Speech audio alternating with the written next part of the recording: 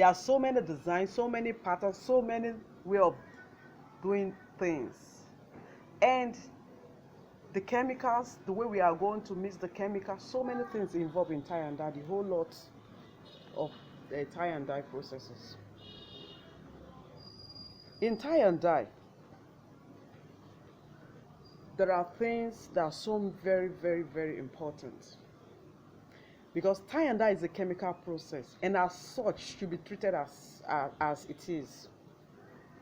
But before that, I want to introduce the materials we will need. There are so many materials that you can use when you are going to do your tie and dye. But some materials are very, very vital. And sometimes the design determines the material you are going to use. Like we all know, the material is very important. Now, when you are dealing with our own African tie and dye, we will need a material that is 100% cotton. Because if it's not 100% cotton, you will not get the desired outcome or the product. So you will need a material that is 100% cotton. You're going to need your hydrosulfides. You're going to need your caustic soda. Then you're going to need your dye. Now the dye comes in different colors. We all know that there are so many colors. Yes, so that's the way the dye comes out too. Different colors and different shades, depending on the color. There is also, in this process of tie and dye, that you have to do a lot of, you have to be creative, mixing different colors, seeing the way they come out. Then there are times you want to just bring out a particular design. To go. Some want to know more on this hydrosulfide. Now, if you look at it, it looks like a salt. Yes, some people use salt to describe it. Once you remember the texture of salt, that's the way your hydrosulfide looks like. Then your caustic soda is just like sugar. The texture and everything. But it's just that when you touch it, you know that it's not sugar. But there's one thing that you should know, that when you are dealing with these chemicals, you have to be very careful. Like the caustic soda is something that you shouldn't touch with your bare hands. It's better you use glove. Yes, hand glove. You will need it because it's very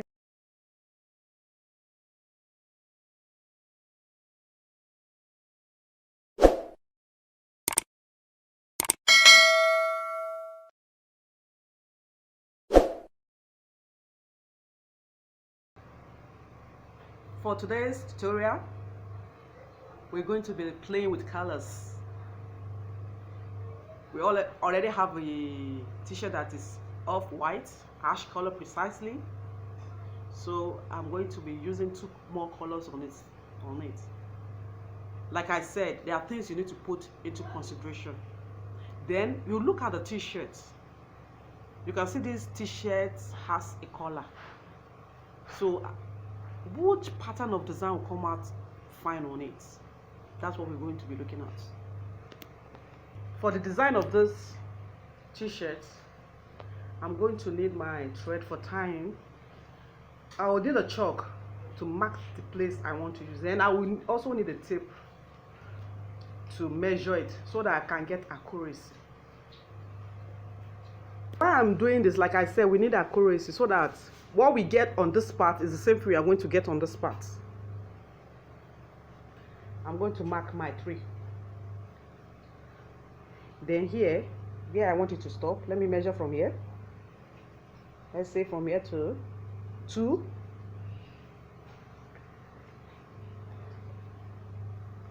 So I'll mark for the other side too.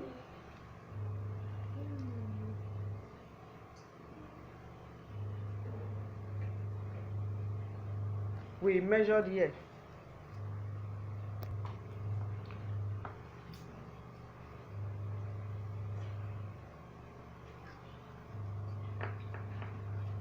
So I try and use my free hand to join the 2 points together.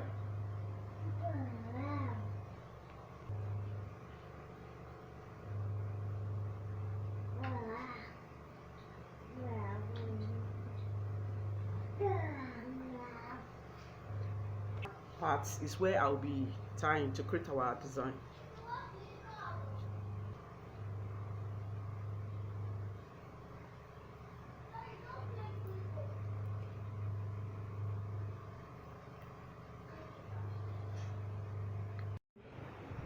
Your thread to be firm in order to get the design. Then you pick the center of the cloth and tie into two.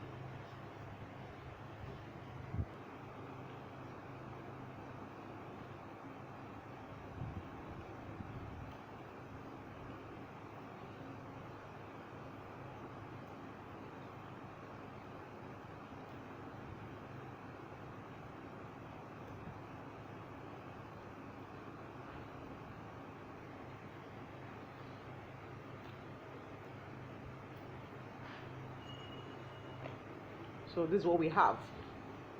So the next step is to add our chemical to the cloth.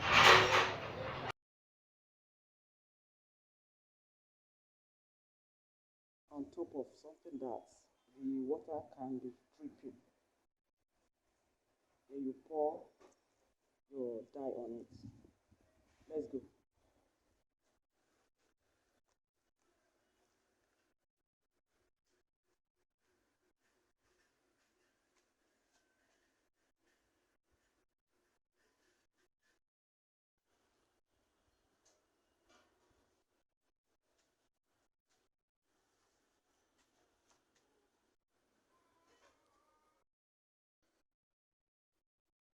So you need to open the cloth up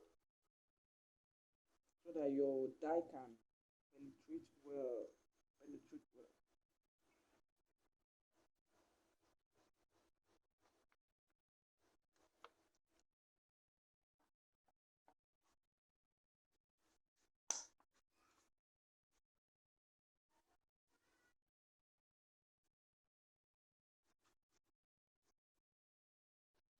Now the next step is for you to turn your material.